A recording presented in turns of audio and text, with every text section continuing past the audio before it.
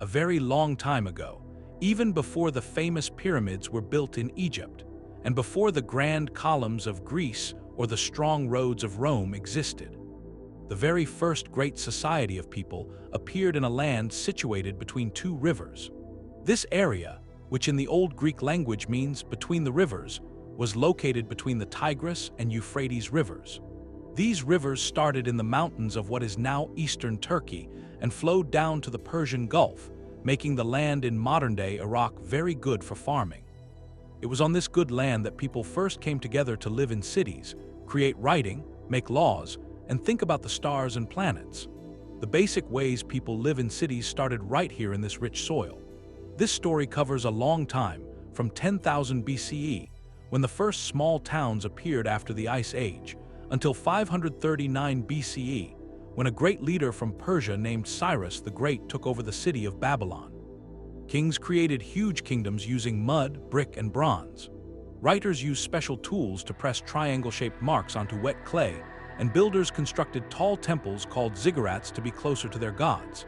The records they kept, saved on simple clay, have lasted longer than many bigger buildings. The beginning of our story of civilization started in a place called the Fertile Crescent, as the ice melted and people began to build the first organized communities. Around the 10th millennium BC, as the last big ice age ended, the weather in Southwest Asia started to get warmer. The icy conditions that had limited what people could do for thousands of years slowly went away in the hills and valleys near the two rivers. Small groups of people who hunted animals and gathered plants for food noticed something amazing. Wild wheat and barley were growing everywhere. For many, many years, these early people had followed animal herds and collected plants that grew in different seasons. They carried everything they owned on their backs and followed the patterns of nature. But now, as the world was changing, they started to stay longer in places where there was a lot of food. The first small towns were simple groups of round huts built from reeds and mud in places like Tel Murabit and Abu Huraira, in what is now northern Syria. What archaeologists have found shows that people were starting to make permanent homes. They still hunted animals like gazelle and gathered wild pistachios, but they stayed in the same spot for season after season. In the Jordan Valley, one of these towns grew into something that had never been seen before. Jericho, which might be the world's oldest town that people have always lived in, started 11,000 years ago. The people who lived there built stone walls not only for their houses, but also to keep themselves safe. This was the first time people worked together to defend their community. They also built strange tower buildings, and archaeologists today still argue about what they were used for. Farther to the east, in a place in Anatolia called Çatalhöyük, another amazing community grew. Here, people constructed their houses from mud bricks so close to each other that there were no streets. People got into their homes by climbing through holes in their roofs. They moved around the town like ants crawling through a big, complicated anthill. But the biggest change was happening slowly in the fields. By watching and choosing carefully, these first farmers started to turn wild grains into farm crops. They picked plants that had bigger seeds and shells that did not break open so easily. Over many years, wild grass was turned into farmed wheat. People had started to grow their food on purpose. In the same way, animals that were once hunted were now kept in herds. The wild aurochs, which were the strong ancestors of today's cows, were slowly made tame. Sheep, goats, and pigs were also domesticated. Keeping animals gave people a steady supply of meat, milk, and skins. They no longer had to worry about the success of a hunt. This big change in farming spread slowly across the curved area of good land that went from the Persian Gulf up through the river valleys and over to the Mediterranean coast. This area was called the Fertile Crescent. The change did not happen all at once, but took place over hundreds of years. The effects of this change were huge. For the very first time, people could grow more food than they needed to eat right away. This extra food meant that some people could do jobs other than farming. People with special skills appeared, like those who made pots, wove cloth, and created tools, and they could trade what they made for food. During the 6th millennium BC, another very important invention came along: pottery. Even though people had been making simple containers from stone, wood, and woven reeds for thousands of years, heating clay made pots that were light and could hold water. Food could now be kept for a longer time. Liquids could be moved around more easily, as farming produced more and more food. Early farming towns found a new problem on the flat lands between the rivers. There was not much rain, but the Tigris and Euphrates rivers flooded every year, leaving behind rich mud that was great for growing crops.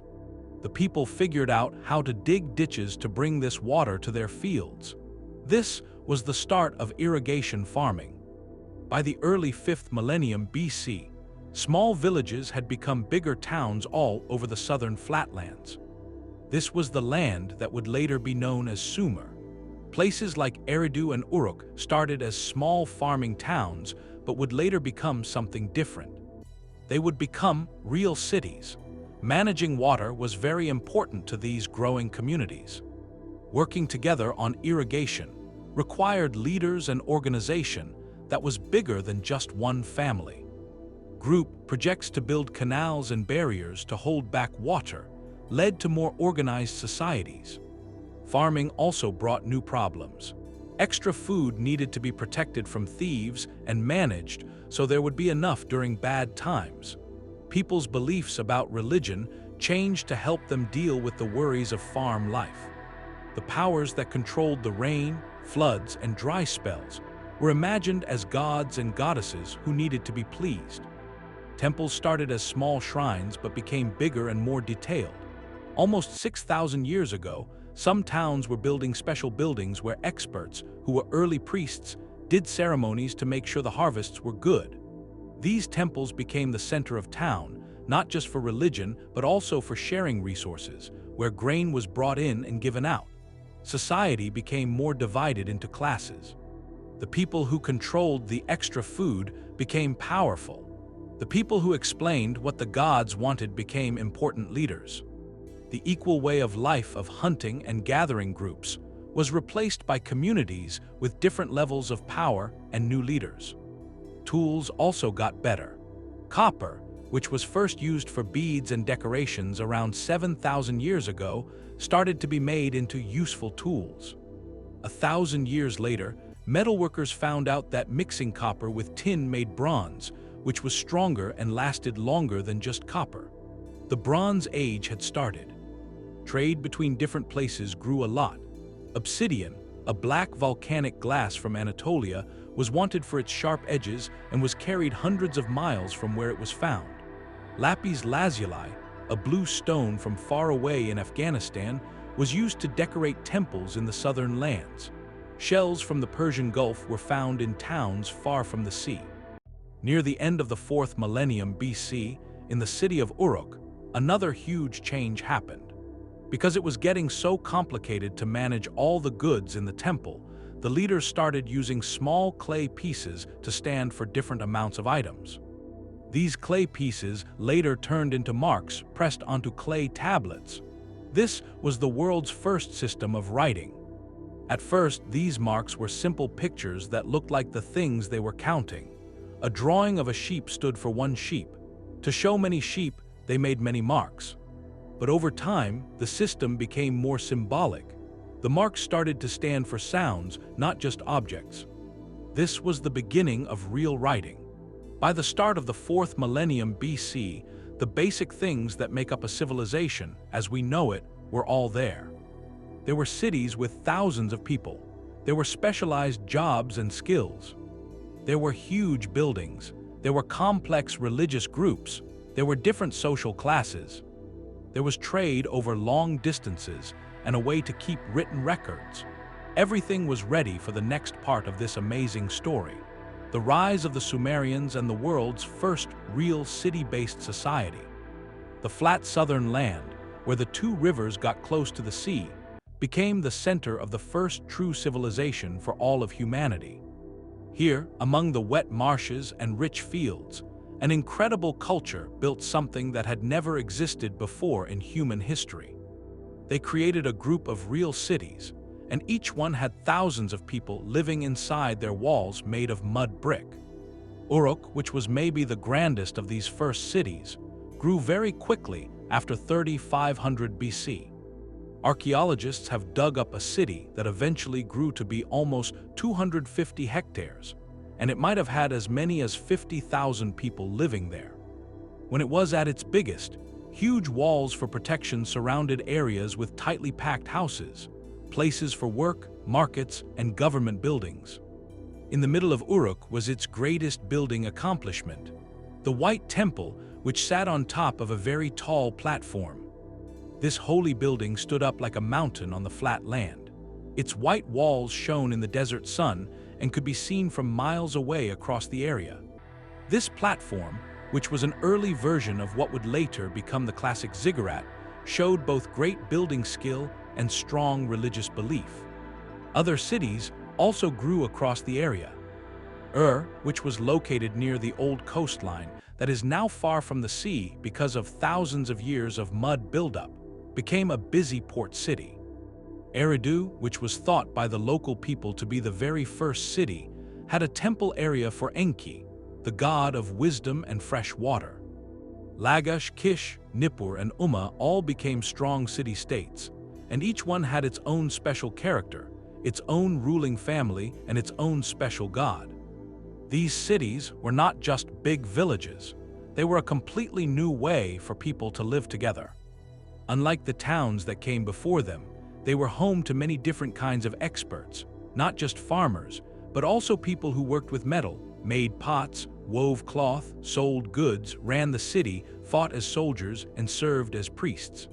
The buildings in each city showed how organized their society was, with big temples, government buildings, large homes for the rich, and small homes for regular people. The creation of huge buildings changed the way the land looked. Temples went from being simple shrines to being fancy, multi-room buildings on top of giant raised platforms. These early ziggurats, even though they were not yet the stepped pyramids of later times, still stood out against the sky.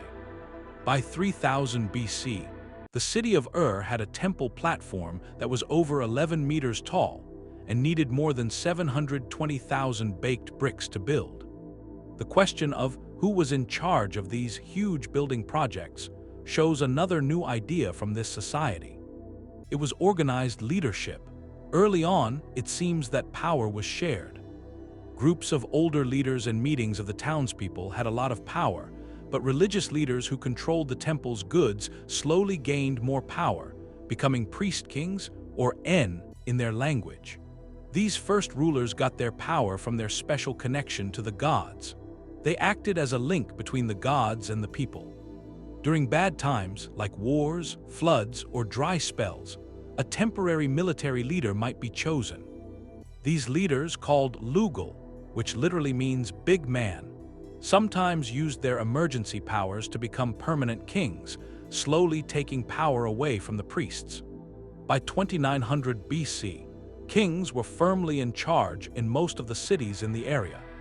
Kings said that the gods approved of them, but they did not yet say they were gods themselves. Royal graves from this time show amazing riches. There were gold cups, fancy jewelry, musical instruments, and the bones of servants who were apparently killed to go with their ruler into the next life. Religious ideas were part of every piece of life in these first city-states. There were countless gods and goddesses, and each city gave its main god or goddess special importance. En, the god of the sky, Enlil, the god of wind and storms, Enki, the god of water and wisdom, and Inanna, the goddess of love and war, were some of the most powerful gods. The people thought these gods were a lot like people in their feelings and what they needed, but they were much, much more powerful. Temples were like the homes of the gods on earth, where priests did detailed ceremonies to keep these powerful beings happy. Every day they offered food, drinks, and incense to feed the gods, who might otherwise cause floods, hunger, or attacks if they were not taken care of. The world was thought of as a flat circle, with the earth in the middle and a dome of the sky above it. Underneath was the underworld, a dark place where the souls of the dead lived in a shadowy, half-alive state. Unlike later societies, There was no reward of a paradise for good people, but everyone went to the afterlife, no matter how they lived on Earth, as a less bright version of real life. The way they understood the world mixed real observations with stories and myths. Medical writings from this time show a good understanding of the body and how to treat it, yet they blamed sickness on the gods being unhappy or on evil spirits. In the same way, advanced astronomy followed the movements of the stars and planets for farming and religious calendars, but they saw strange events in the sky as messages from the gods. One of the most important new ideas of this culture, cuneiform writing, kept getting better during this time. What started as simple pictures for keeping track of things slowly turned into a full writing system that could show complex ideas and write down spoken words. By 2500 BC, writers were using about 600 different signs to write not just lists of items, but also letters, legal papers, medical books, and stories. Being able to read and write was a special skill for a group of people called scribes. Young boys from rich families started their training in schools called tablet houses when they were about 7 years old, and they studied for years to learn the difficult system. These scribes became very respected and worked as managers, accountants, and record keepers for temples, palaces, and merchants. The language of this early society is still a bit of a mystery because it is not related to the Semitic or Indo-European language groups. It is a unique language with no known relatives. Its special grammar and sounds were saved in cuneiform when later people used the writing system for their own languages. Stories saved on thousands of clay tablets show a rich culture. The Epic of Gilgamesh, even though it was put together in its final form later, came from stories about a real king of Uruk who ruled around 2700 BC. This incredible story is about its hero's journey to find a way to live forever after his dear friend dies, but in the end, he learns that death is something all people must face. Other important stories include creation stories that tell how the gods made people out of clay to be their workers. There were also songs that praised gods and kings and stories that gave helpful and moral advice. One sad story called Man and His God deals with the problem of why good people suffer. It is similar in some ways to the later biblical book of Job. This society also made the world's oldest known sets of laws. Even though the famous Code of Hammurabi came later, pieces of legal texts from around 2400 BC show a society that was already trying to make formal rules for business, property, marriage, and crime. One set of laws, the laws of Ur-Nammu, set up money payments for injuries instead of the idea of physical punishment, which was like an eye for an eye, and was found in later Semitic law codes. The economy in these old cities was centered around the temples and palaces, which owned huge areas of farmland. Temples had thousands of people working for them to farm their lands, take care of animals, and make cloth. These groups developed advanced accounting systems to keep track of money coming in, money going out, loans, and interest. Private business also did well. Merchant families went on trading trips to faraway lands, trading grain, cloth, and handmade goods for wood, metals, and fancy items. By the middle of the 3rd millennium BC, trade routes reached all the way to the Indus Valley civilization in what is now Pakistan, to the high lands of Iran and Afghanistan, to Anatolia, and down the Persian Gulf. New technology developed quickly during this time. The potter's wheel, which showed up around 3500 BC, completely changed how pottery was made. Wheeled carts, first seen around 3200 BC, changed how things were moved. Working with bronze got much better, making stronger tools and weapons. Knowledge of math became more advanced, with the creation of a number system based on the number 60. We can still see its effects today in our 60-minute hours and 360-degree circles. While the big changes in the cities transformed society, most people were still farmers who lived in the countryside or near the city walls. Their farming methods became more and more advanced. They created special plows, irrigation systems with gates and walls to control water, and ways to fight the growing problem of salty soil from too much irrigation. The social order became more complicated as cities got bigger. At the very top were the kings, priests, and nobles. Under them were the professionals, like scribes, merchants, and expert craftsmen. Most of the people in the city were regular workers, laborers, and servants. At the very bottom were slaves, though slavery was not as common as in some later societies, and it was often a temporary situation caused by debt or being captured in war. Women in this society had more rights than in many later societies. They were allowed to own property, run businesses, and even work as scribes or priestesses. However, the most important religious and government jobs were held by men. Marriages were set up by families, usually with the groom's family paying a price to the woman's parents. Both men and women could get a divorce in certain situations, but men had more freedom in this area. The city-states in this area were almost always competing and fighting with each other. Arguments over water, land borders, and trade routes often turned into wars. Around 2500 BCE, the leader of Umma, named Lugaltsagesi, conquered several nearby cities and for a short time united much of the southern land. His victory did not last long, however, which made it possible for an outside power to conquer them by 2334 BC. The political situation in Mesopotamia was about to change. The separate city-states had created a sophisticated culture, technology, and social system, but their fights with each other made them weak. To the north, in the area around modern Baghdad, a leader with bigger dreams than anyone before was gaining power. His name was Sargon of Akkad, and he would create the world's first real empire. The legacy of this amazing civilization would continue in the empires that came after it, as later people took and changed its religious ideas, story themes, art styles, and scientific knowledge.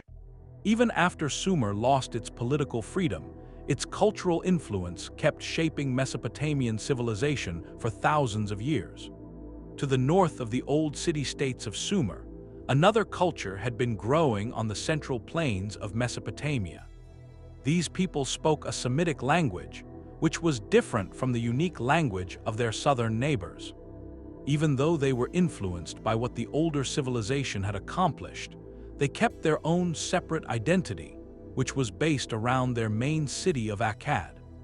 Modern archaeologists still do not know the exact location of Akkad, but it was probably somewhere near the city of Baghdad today. From this city, a person would come who had dreams that would change the political world of ancient times. His name was Sargon, which means the true king in his own language. The story of Sargon's beginnings is mostly legend. According to what he wrote, he came from a poor family, the son of a gardener or someone who grew date palms. A later story said he was found as a baby floating in a reed basket on the Euphrates River, much like the story that would later be told about the biblical Moses. No matter what his real story was, Sargon started his career as a person who served drinks to the king of Kish, an important city-state in the north. From this simple job at the court, Sargon showed incredible political and military abilities. Around 2334 BC, he took power in Kish in a way that is now unknown to history. After setting up this first power base, he looked south toward the rich cities of the southern plain. Lugaltsagesi, the ruler from Umma who had briefly united many southern cities under his rule, became Sargon's main opponent. The fight was about more than just a power struggle between two ambitious leaders. It was a clash between two different ideas of how to run a state. Lugaltsagesi wanted to keep the old system of city-states, with himself as the top ruler. But Sargon had a brand new idea, a single, unified state with direct control from the center. In a number of military battles, Sargon beat Lugaltsagesi and the combined armies of the southern cities. One written record says he washed his weapons in the sea, which means his armies made it all the way to the Persian Gulf. The victorious northern leader then started a completely new way of governing. Instead of letting the conquered cities stay independent under local ruling families who paid him money, He got rid of their rulers and put loyal officials, often his own family members, in charge as governors. This new way of managing the government was the start of the world's first real empire, a state with many different ethnic groups and a central government that controlled a huge area. At its biggest, this empire reached from the Persian Gulf to the Mediterranean Sea and included not just Mesopotamia, but also parts of modern-day Syria, Turkey, and Iran. To hold this large kingdom together, Sargon used several strategies to unite it. He made his own language the official language of the empire for government business. He made weights and measures the same everywhere to make trade and taxes easier throughout the empire. Maybe most importantly, he created a permanent professional army, which was said to have 5,400 men who ate bread daily before him. This military force, which was loyal to the ruler instead of to local cities or leaders, gave him the power he needed to keep control of the empire. The empire's economy was built on extra farm products, which were collected as taxes, control over important trade routes, and the riches of the cities he conquered.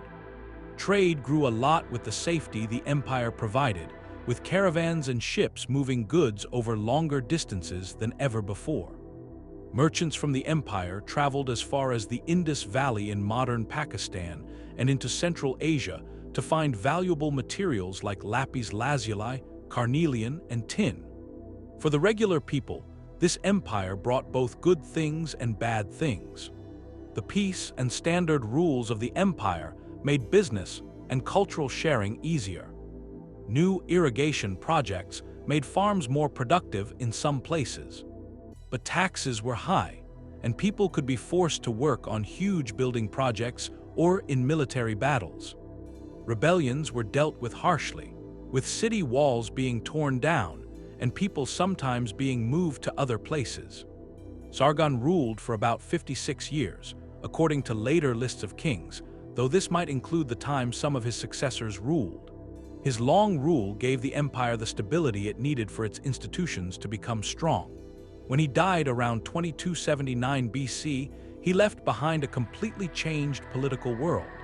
The time of separate city-states was over, and the time of empires had begun. His successors had to deal with the constant problem of all empire rulers, keeping control over different lands with different languages, cultures, and local concerns. Rimush and Manishtushu, Sargon's sons, spent a lot of their time putting down rebellions, but both of them died violently, maybe by assassination, after ruling for a fairly short time. Naram-Sin, Sargon's grandson, turned out to be the most skilled ruler of the family after Sargon himself. He came to the throne around 2254 BC. He made the imperial government even better and went on ambitious military campaigns. When a huge rebellion of several big cities happened, he showed both military skill and toughness, crushing the rebellion and rebuilding his grandfather's empire. After these wins, Naram-Sin did something that had never been done before in Mesopotamian politics. He declared that he was a god. Rulers before him had said they were chosen by the gods or that they ruled for the gods. But Naram-Sin had his name written with the special cuneiform sign that meant a god. Official art showed him wearing the horned crown that was usually only for gods. This raising of the ruler to the status of a god showed both the incredible power of the emperor and was maybe a way to make people more loyal in a kingdom with many different ethnic groups and different local religions. The time of Naram-Sin's rule was the highest point of the empire's power.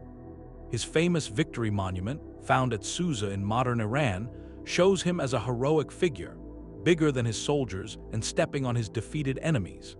The art styles started during this time, showing the ruler as being superhuman in size and in what he accomplished, would influence how kings were shown in art throughout the ancient Near East for centuries.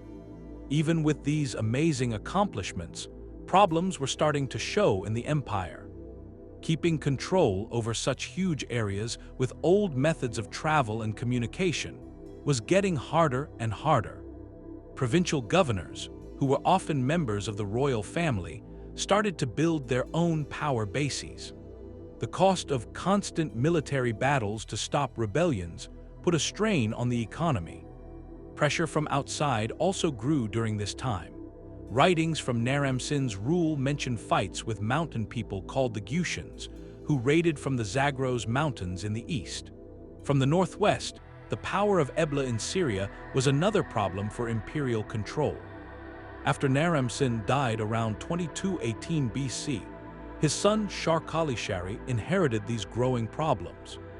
Even though he was a good ruler who kept the empire's power for a while, the forces pulling the empire apart were too strong. Provinces broke away, enemies from the outside pushed in, and economic problems got worse. A later text describes these difficult times dramatically. Who was king? Who was not king? This suggests a time when it was unclear who was in charge and power was broken up. This period of confusion went on until about 2154 BC, when the last official ruler of the dynasty was defeated and the empire ended. Traditional Mesopotamian history blamed this collapse on punishment from the gods for Naram-Sin's pride and for his attack on the holy city of Nippur. Modern historians point to more real factors: the environmental problems from too much farming, the difficulty of managing huge territories, economic problems, and the constant pressure from surrounding peoples. After the empire fell, different states took its place across the region. In the southern cities, local rulers became independent again. In the north, the Gutian mountain people from the Zagros range took control of parts of the old imperial heartland. The cultural effects of this first empire lasted longer than its political existence. The mixing of northern and southern traditions created a combined Mesopotamian culture that would influence the area for centuries. The idea of an empire, a united state under one ruler, became a goal that ambitious leaders would try to achieve again and again. The respect for Sargon's dynasty was so strong that later rulers, including Assyrian kings almost 2,000 years later, would claim to be connected to this first empire to make their own rule seem legitimate. Even as it was falling apart, the achievements of this pioneering empire left a lasting mark on history. The new ways of organizing, the cultural exchanges, and the political ideas that were developed during this time provided examples for future empires, not just in Mesopotamia, but all over the ancient world. Even though the empire itself did not last very long, less than 200 years, its legacy would continue for thousands of years as the model for imperial states that would come later. After the collapse of the world's first empire, the lands between the rivers were broken up into different parts. The Gutians from the mountains took control of the northern areas, while the southern city-states became independent again under local leaders. This time of disunity went on for almost 100 years. The Gutians, who were described in writings from that time as the dragon of the mountains and a people who know no rules, had loose control over the north, but they never set up any advanced government systems. Their rule, which was more about raiding and collecting payments than governing, became more and more disliked by the people who lived under them. At the same time, in the south, an amazing cultural comeback was starting to happen. Now free from northern control, but also using the mixed traditions that had developed during the previous era, the ancient cities had a creative revival. Scholars call this time the Neo-Sumerian period, which was a time when older cultural styles were brought back to life within new political systems. Among these newly powerful southern cities, the city of Lagash became especially important under a ruler named Gudea. Even though he never tried to build a large state, Gudea was in charge during a time of great progress in art, architecture, and religion. Many statues of this religious leader have survived, showing him in poses of worship with his hands clasped in prayer. These sculptures were made from hard diorite stone brought from far-off lands and show both great artistic skill and wide trade connections. Writings left by Gudea talk about detailed temple-building projects and his religious devotion. One text tells of a dream where the god Ningirsu told him to rebuild a temple and gave him detailed divine instructions. This written story of divine building plans is one of the longest religious texts from that time. While Lagash was thriving culturally, another city would soon become the political center of a new, large state. The ancient city of near the Persian Gulf, became the home of a new dynasty started by a ruler named Namu around 2112 BCE. This skilled leader pushed the Gutians out of the north and brought together much of the old imperial territory again, though on a slightly smaller scale. Unlike the empire builders before him, who focused on military conquest and control through force, Namu became famous mainly as a person who created laws and built things.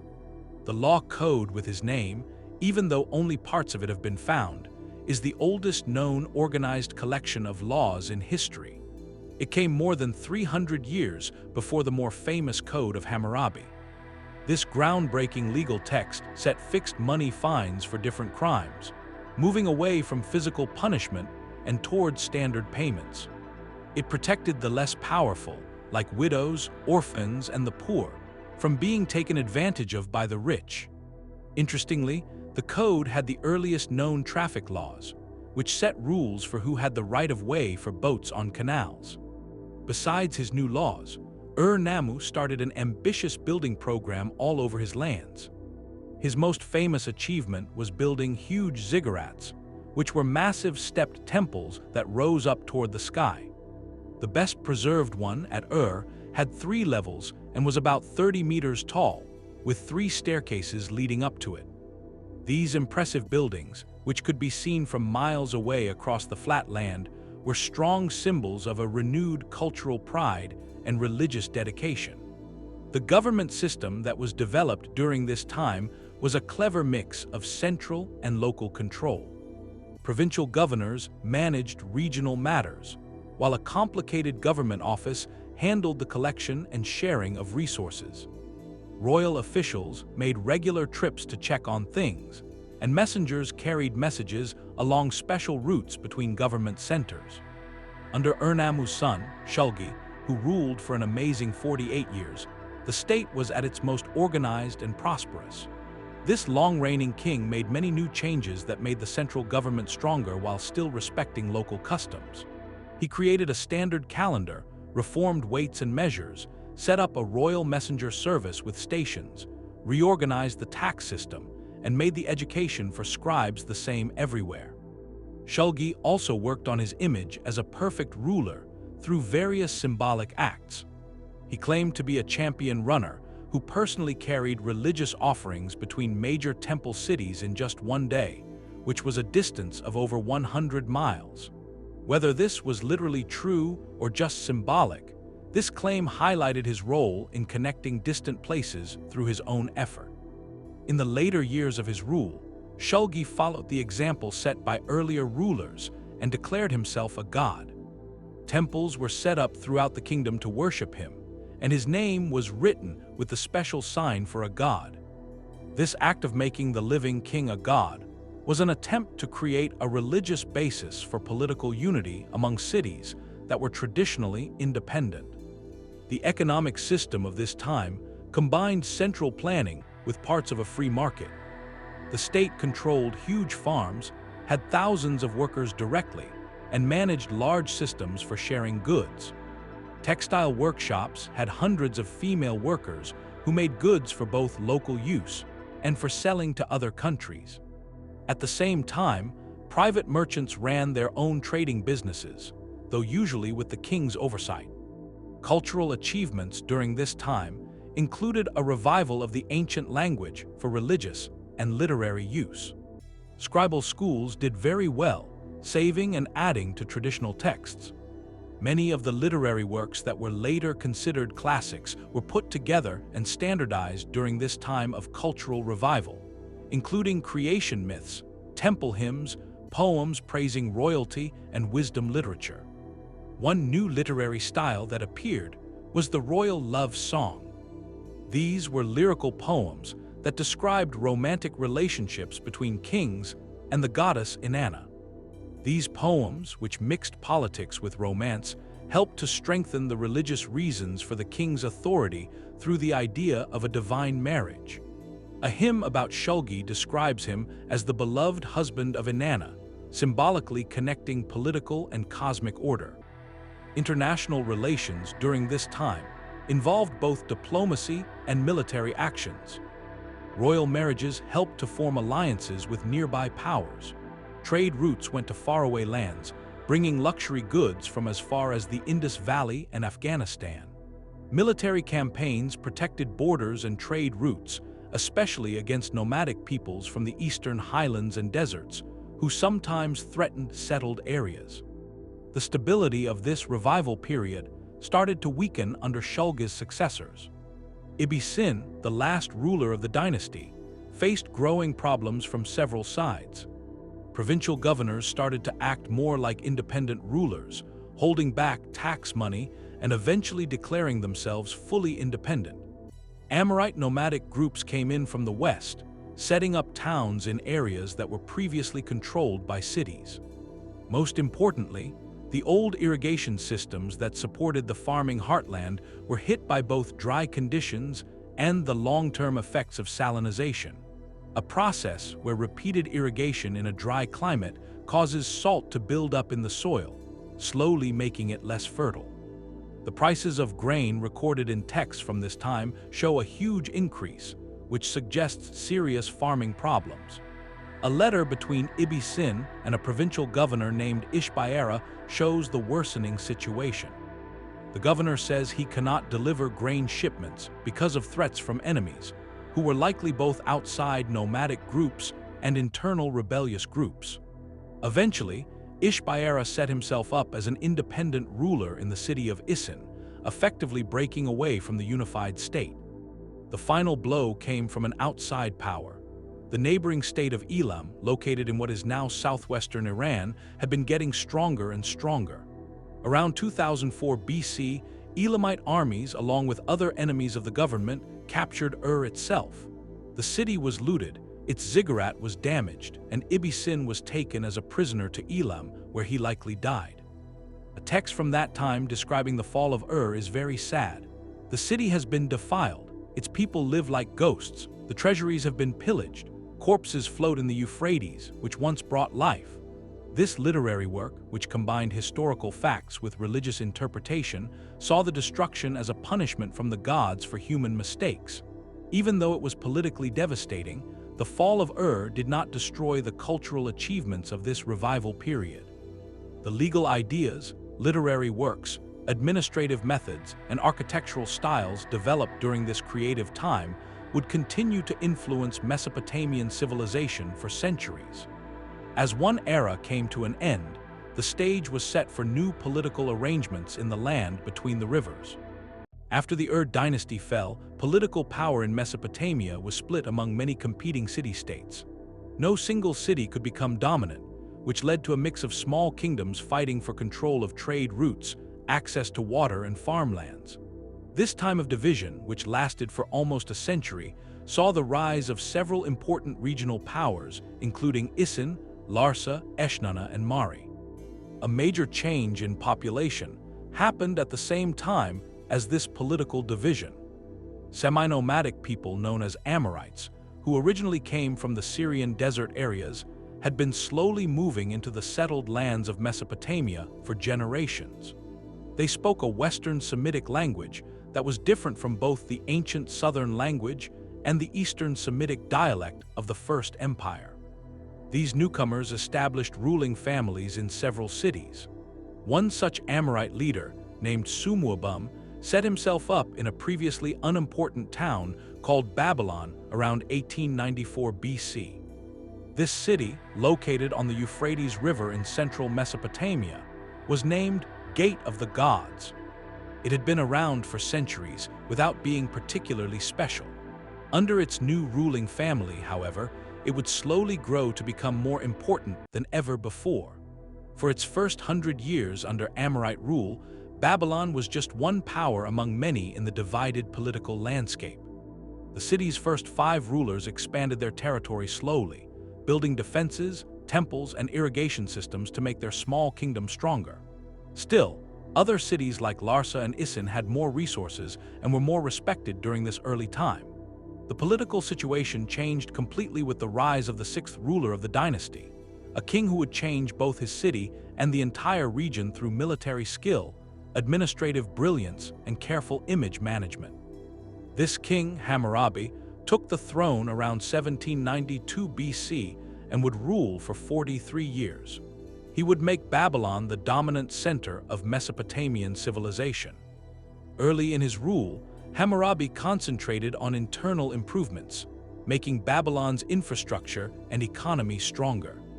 He extended irrigation canals, fixed up temples, and strengthened the city walls. The young ruler carefully built relationships with nearby powers, sometimes acting as a peacemaker in their arguments, while staying out of direct fights until he was in a secure position. Around the middle of his reign, after making his base strong, Hammurabi started a series of military campaigns that systematically got rid of his rival power centers. He first went after southern cities like Uruk and Isin. He gradually took control of the whole region. After each conquest, he carefully brought the defeated area into his growing kingdom.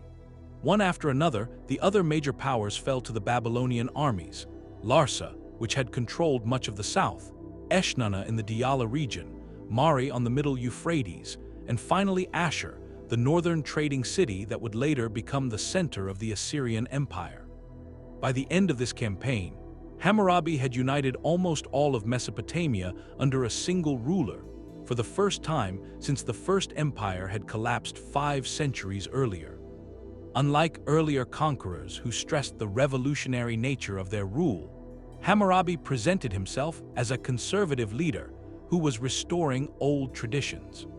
His royal writings describe him as the king who made the 4 quarters of the world obedient, but also as a shepherd appointed by the gods to bring justice to the land. This focus on justice is most famously shown in the set of laws he put together. The Code of Hammurabi was carved on a 2.25-meter-tall stone monument. At the top was an image of the king getting authority from the sun god Shamash. It contained 282 legal rules, covering almost every part of society. This monument, which modern archaeologists found in 1901, is one of the most complete legal collections from the ancient world. The laws themselves show a complex society with well-defined social classes. The penalties were different depending on whether the people involved were nobles, commoners, or slaves. Ideas like an eye for an eye were used when both people were of the same social status, but money payments were required when a higher status person hurt someone of a lower rank. Even with this class-based system, the code repeatedly stressed the protection of the weak, to prevent the strong from oppressing the weak, to provide justice for the orphan and widow. The collection covered everything from arguments over property and inheritance to marriage and divorce, from professional rules for doctors and builders to farming contracts and business regulations. While he is often seen as a lawgiver in both old and new stories, Hammurabi was just as active as an administrator and economic manager. His government kept detailed records of farm production, worker assignments, and resource distribution. Royal officials oversaw irrigation systems, gave out state lands, set prices for basic goods, and controlled trade. Hundreds of surviving letters that the king himself dictated show his direct involvement in governing. He personally handled complaints from distant provinces, looked into accusations of corruption among local officials, and managed religious ceremonies and building projects in great detail. This mix of big-picture strategy and close attention to detail was characteristic of his leadership. In religious matters, Hammurabi raised Babylon's main god, Marduk, from a local god to a prominent position in the regional group of gods, while still honoring traditional gods like Enlil, Shamash, and Ishtar. Royal propaganda increasingly presented Marduk as the king of the gods, which mirrored Babylon's new political dominance. The king also presented himself as divinely chosen, but he did not go as far as to declare himself a god like some earlier rulers had tried to do. The introduction to his law code describes him as named by Anu and Enlil to promote the welfare of the people, to cause justice to prevail in the land. This balance between divine approval and service to the people was a key part of Babylonian royal ideology. When Hammurabi died around 1750 BC, he left behind a united kingdom that included most of Mesopotamia. His son, Samsuiluna, inherited what seemed to be a stable state, but this was not the case. Within a few years, rebellions broke out in southern cities that had older cultural traditions. Although they were put down at first, these rebellions kept happening, slowly weakening central control. In addition to these internal problems, a new external threat appeared from the marshlands in the far south. A group known as the Sealand dynasty took control of the coastal areas and eventually captured several southern cities from Babylonian rule. At the same time, mountain peoples from the Zagros range started to make raids along the eastern borders. Under these growing pressures, Babylon's control over its territory gradually shrank. By 1700 BC, just 50 years after Hammurabi's death, much of the south had been lost. The rulers who came after maintained control over central Mesopotamia, but never got back the large empire of their great predecessor. Despite this loss of territory, Babylon itself remained wealthy and culturally important. The city grew to cover nearly 450 hectares and was home to perhaps 60,000 to 80,000 people.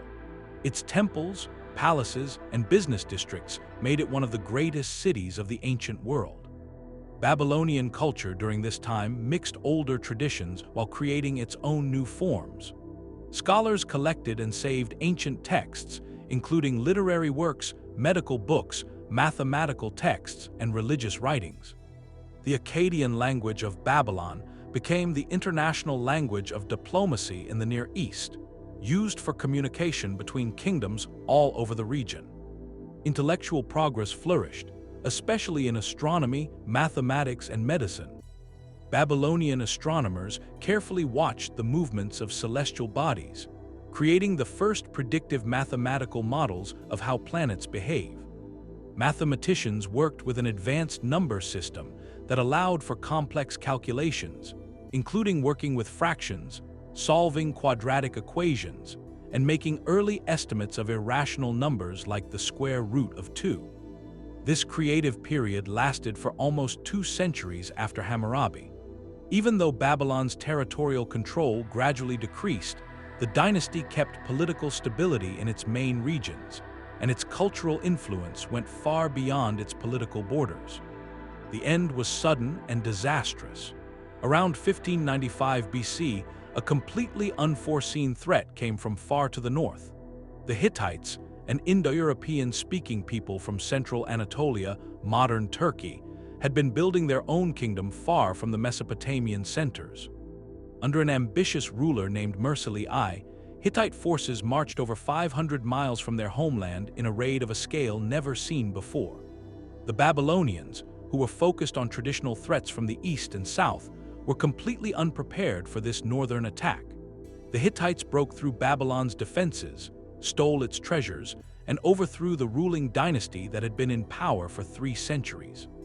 After this destructive raid, the Hittites went back to their Anatolian homeland, seeming to be happy with their loot rather than wanting to occupy the land.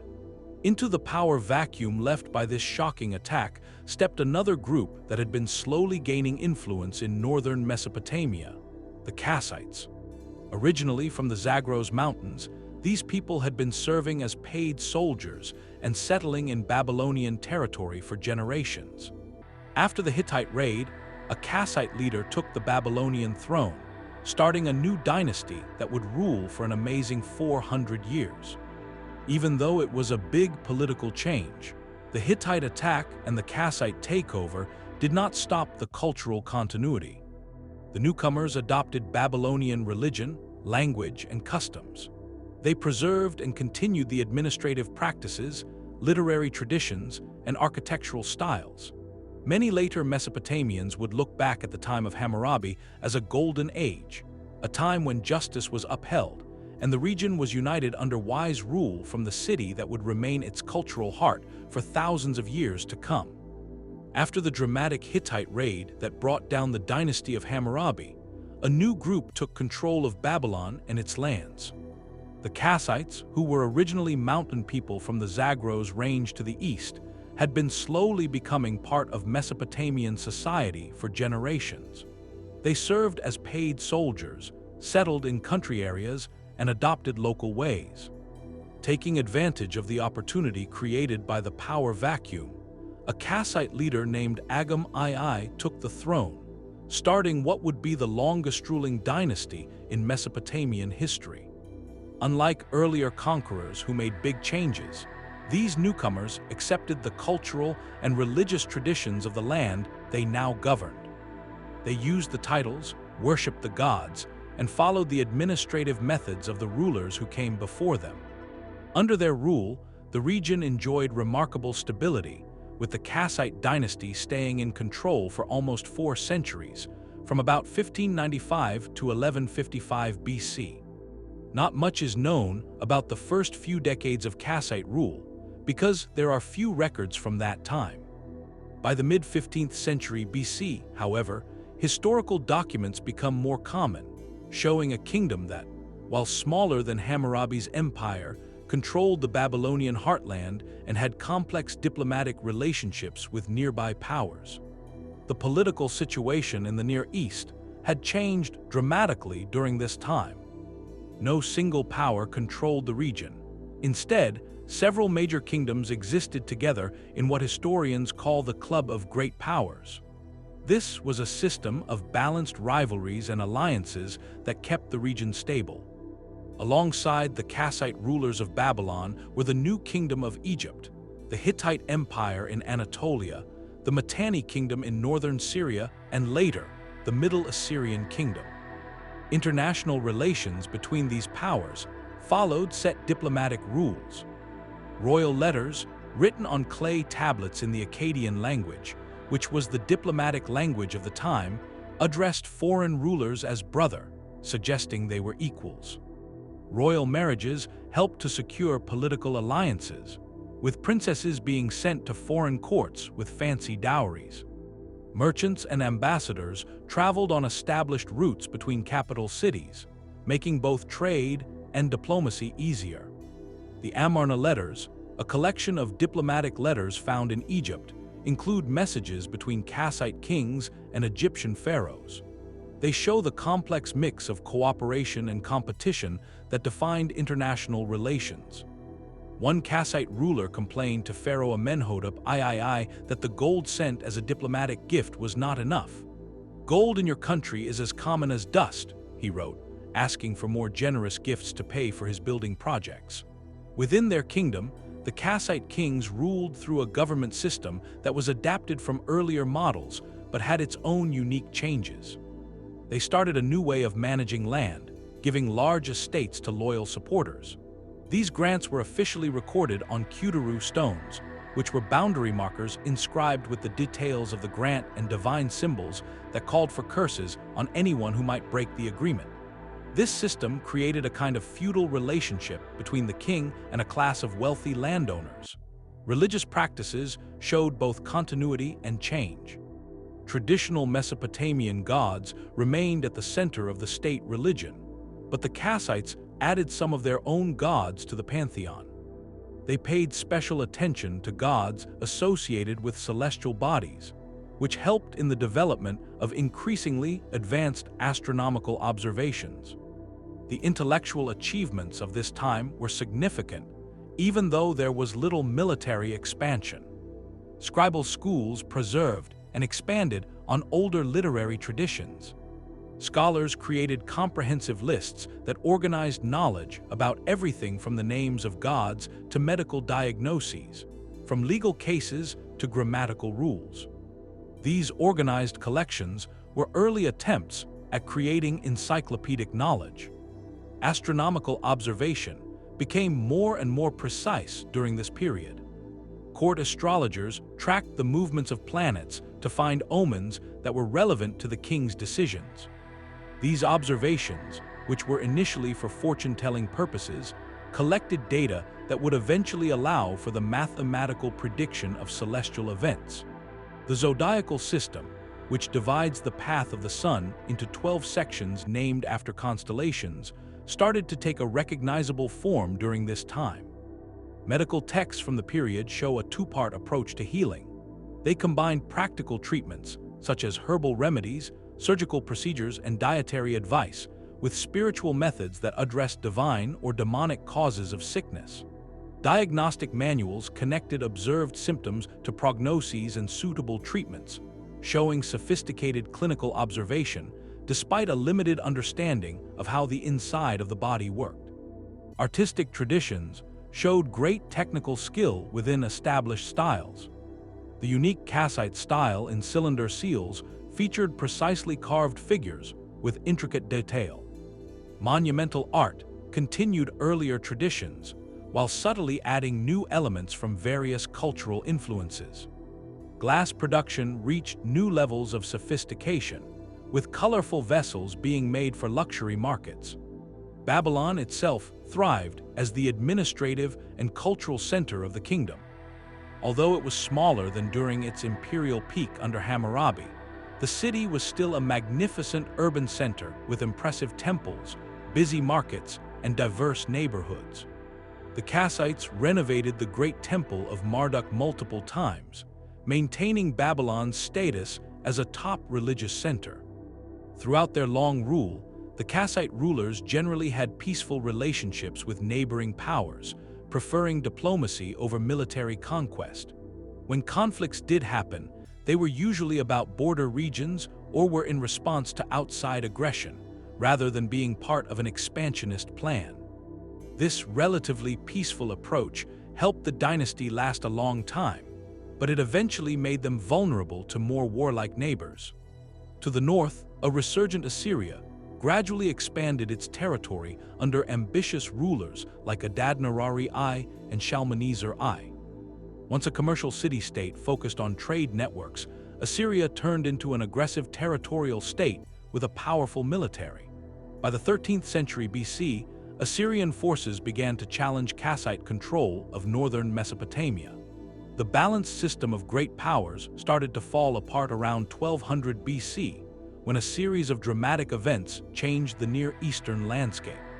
The Hittite Empire collapsed suddenly, and its capital, Hadusa, was destroyed and abandoned. Egyptian power shrank due to internal problems and the mysterious Sea People's raids. Trade networks broke down, and many urban centers declined or were completely abandoned. The reasons for this widespread disruption are still debated among historians. Climate change might have caused crop failures and famine.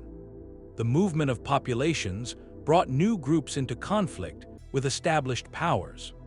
Whatever the exact mix of factors, the result was a period of instability that historians call the Bronze Age collapse. It was a systemic failure of the political and economic structures that had maintained order in the region. In the midst of this turmoil, the Kassite kingdom initially showed remarkable resilience, lasting longer than several of its great power contemporaries. However, the growing pressures eventually became too much. Elamite forces from southwestern Iran carried out increasingly destructive raids into Babylonian territory. The Elamite king, Shutruk-Nahant, led a devastating campaign around 1160 BC, capturing important cities and carrying off cultural treasures, including the victory stele of Naram-Sin and the law code of Hammurabi. This Elamite invasion fatally weakened Kassite control.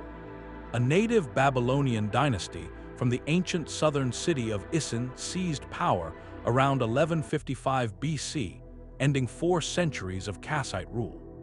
The second dynasty of Isin tried to restore Babylonian greatness through new building projects and aggressive campaigns against Elam, achieving some success under kings like Nebuchadnezzar I, who recovered stolen divine statues and cultural artifacts. Despite the political change, cultural continuity remained. The Kassite period left a lasting legacy in Babylonian civilization. Their long, relatively stable rule had allowed for intellectual and cultural development, even without major territorial expansion. The systematic organization of knowledge, astronomical observations, land management systems, and artistic traditions established during their reign would influence Mesopotamian civilization for centuries to come. As the Bronze Age gave way to the Iron Age around 1000 BC, new powers and peoples would reshape the geopolitical landscape of Mesopotamia once again. Yet, the cultural foundations established during the Kassite period, which built upon thousands of years of previous development, provided a resilient framework that would allow Babylonian civilization to survive dramatic political changes and eventually experience another renaissance under future dynasties. While Babylon enjoyed centuries of relative stability under Kassite rule, a powerful force was growing in the northern parts of Mesopotamia. In the land watered by the upper Tigris River, with its rolling hills and rain-fed farms, the Assyrians built a society known for its military strength, efficient government, and ruthless determination. Originally based around the ancient trading city of Ashur, from which they got their name, these northern people had long managed trade networks connecting Anatolia, the Mediterranean, and southern Mesopotamia. Their experience as go-betweens in international trade gave them a broad knowledge of distant lands and resources, which would later help their imperial ambitions. The change from a trading city-state to an expansionist power began slowly during the 14th century BC. Early rulers like Ashur-uballit I, who reigned from about 1363 to 1328 BC, declared independence from neighboring powers and began to get involved in regional politics. In a letter to the Egyptian pharaoh, this king proudly called himself the Great King, claiming equal status with other major powers. This was a dramatic change from Assyria's previous position as a minor player. Military expansion picked up speed under the rulers who followed. Adad-nirari I and Shalmaneser I expanded their territory in the 13th century BC, setting up provinces that were governed directly by appointed officials instead of through vassal agreements. While other regional powers fell during the Bronze Age disruptions around 1200 BC, Assyria survived the storm, although its territory did shrink for a time. The real turning point occurred during the reign of Tiglath-Pileser I, from about 1114 to 1076 BC.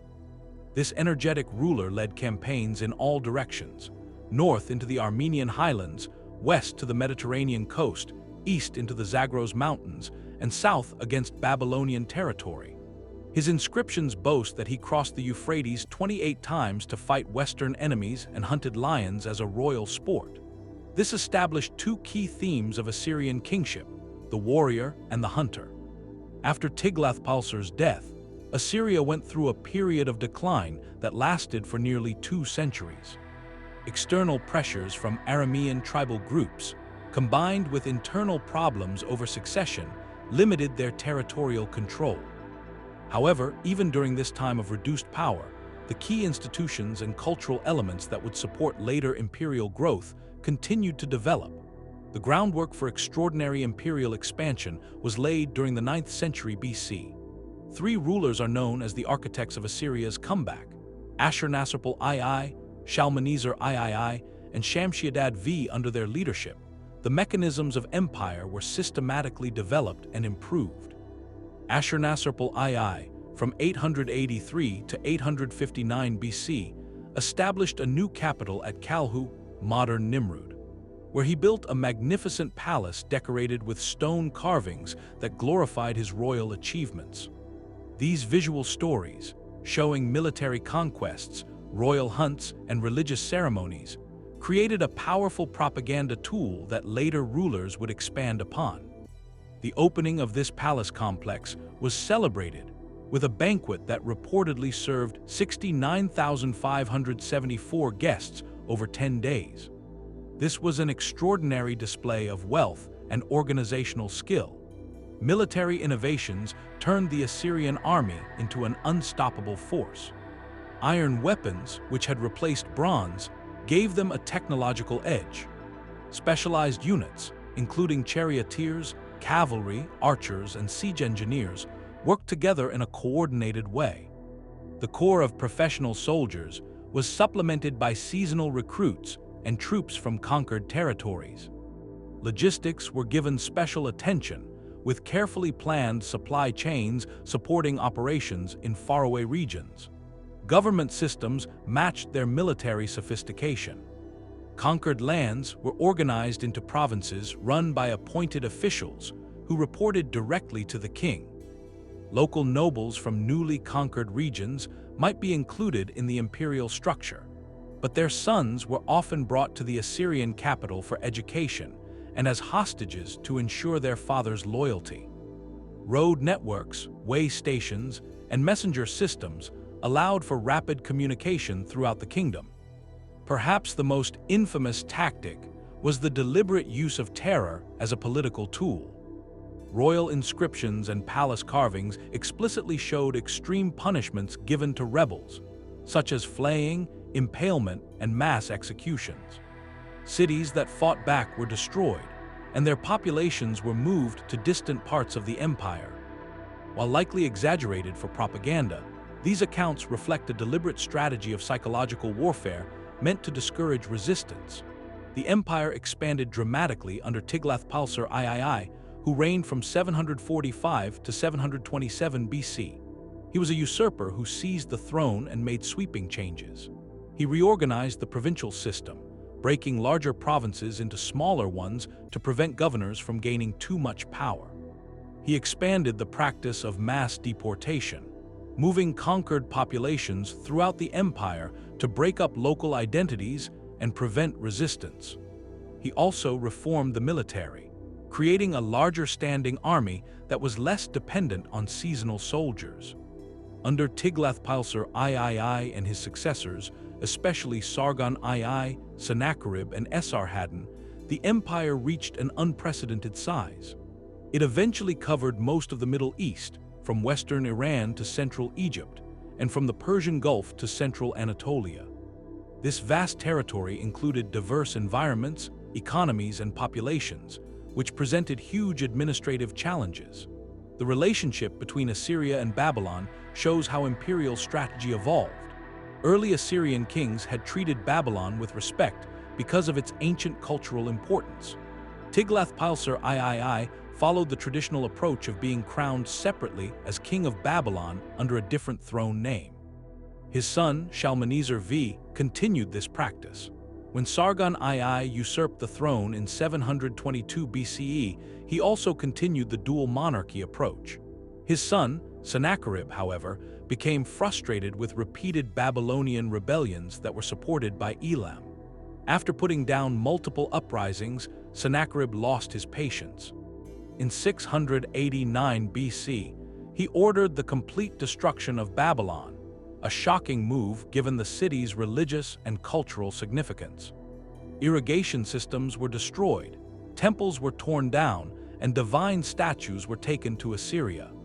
The sacred image of Marduk, Babylon's patron deity, was held hostage in Assyria, preventing proper religious ceremonies.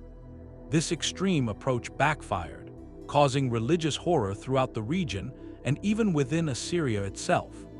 Sennacherib's assassination in 681 BC, reportedly while he was praying in a temple, was widely seen as divine punishment for his sacrilege against Babylon. His son, Esarhaddon, completely reversed this policy, ordering the full reconstruction of Babylon as one of his first acts as king. This practical ruler understood that ideology and religious respect could be more effective than brutality in maintaining control. Esarhaddon's inscriptions emphasize his role as a restorer and builder, rather than a destroyer. He carefully maintained the separate cultural identities of Assyria and Babylonia, while keeping both under his control. Esarhaddon also achieved what his predecessors had tried but failed to do: the conquest of Egypt in 671 BC. Assyrian forces captured Memphis, the ancient capital of Lower Egypt, and took control of the Nile Delta region. This remarkable achievement extended Assyrian power to its greatest territorial extent, creating a multi-continental empire. The final major Assyrian ruler, Ashurbanipal, who reigned from 668 to 627 BC, presided over the empire at its cultural and territorial peak. Unusually for an Assyrian king, he boasted about his literacy and scholarly skills alongside his military strength. Under his patronage, The library at Nineveh collected texts from all over Mesopotamia, preserving literary, religious, scientific, and historical works on some 30,000 clay tablets. This invaluable collection was ironically preserved for modern discovery precisely because of the violent destruction that would soon overwhelm the Assyrian capitals. Despite appearing invincible, the massive empire faced growing structural problems. Controlling such a vast territory required enormous military and administrative resources.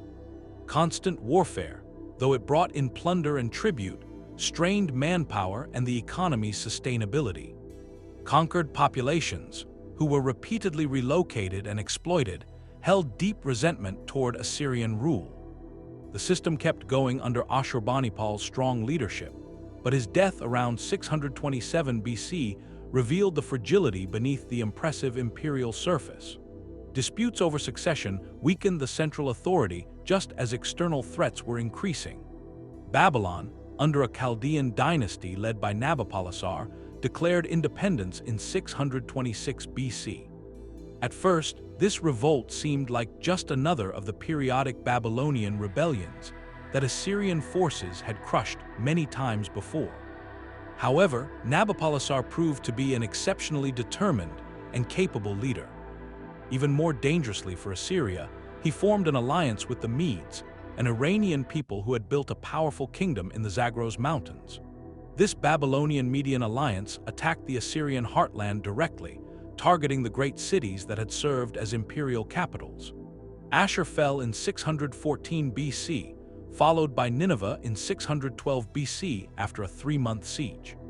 The magnificent palaces and temples were set on fire, their walls were knocked down, and their treasures were looted. A small remnant of the Assyrian court held out briefly at Haran, but by 609 BC, Assyrian independence was completely gone. The fall of Assyria was as dramatic as its rise. An empire that had dominated the Near East for centuries vanished with such finality that within 2 generations, its great capital cities lay abandoned, their once magnificent buildings reduced to overgrown mounds. The prophet Nahum's triumphant description of Nineveh's fall, "Woe to the city of blood, full of lies," reflected the deep hatred that Assyria's imperial practices had created among its subject peoples. Yet, even in its destruction, Assyria left a lasting legacy. The imperial systems developed to control vast territories provided models for later empires. The network of roads, administrative centers, and communication systems created military and economic integration across previously divided regions. The practice of gathering and preserving knowledge from throughout the empire saved countless cultural and literary works for future generations. And perhaps most importantly, the Assyrian Empire represented the first successful attempt to create a genuinely international political order, encompassing numerous peoples, languages, and traditions under a unified government, a complex achievement despite the brutality of its methods.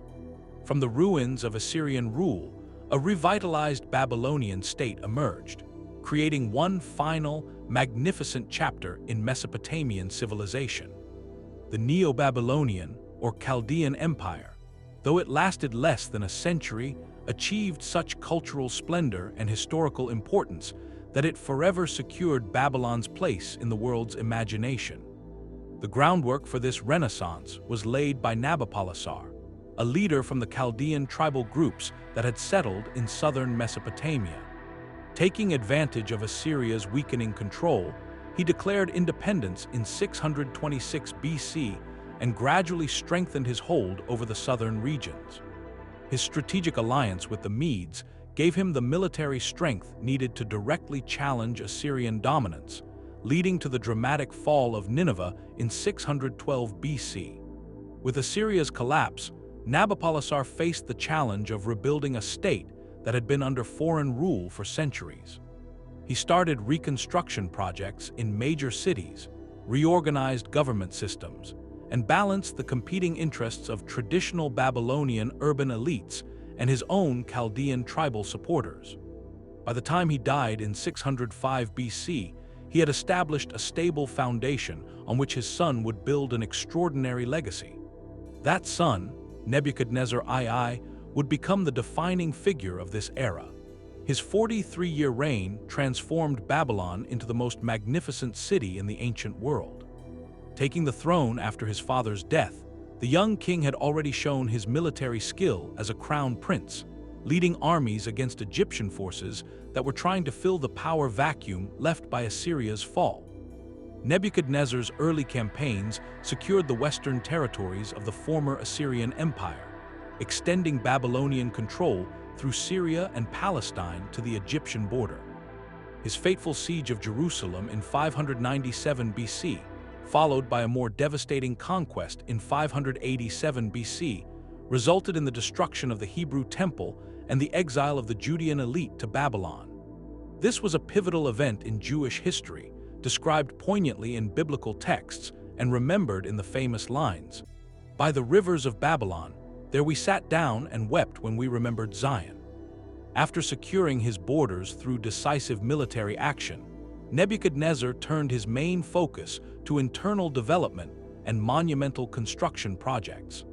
The wealth coming into the imperial treasury from tribute, trade, and agriculture funded an ambitious building program that would turn Babylon into a wonder of the ancient world.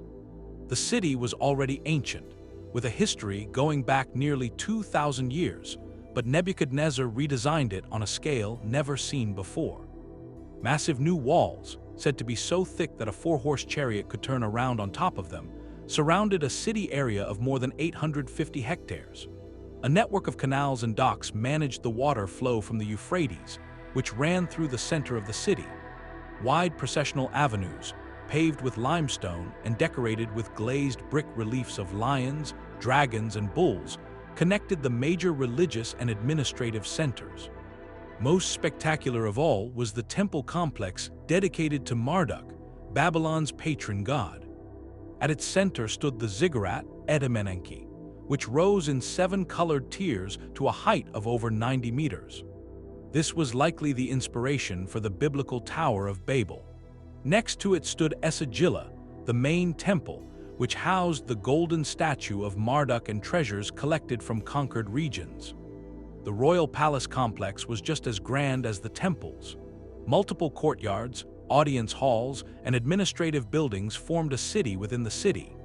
Here, according to Greek tradition, Nebuchadnezzar built the famous Hanging Gardens, which were irrigated terraces filled with exotic plants and trees, supposedly to comfort his Median wife, who missed the greenery of her mountainous homeland.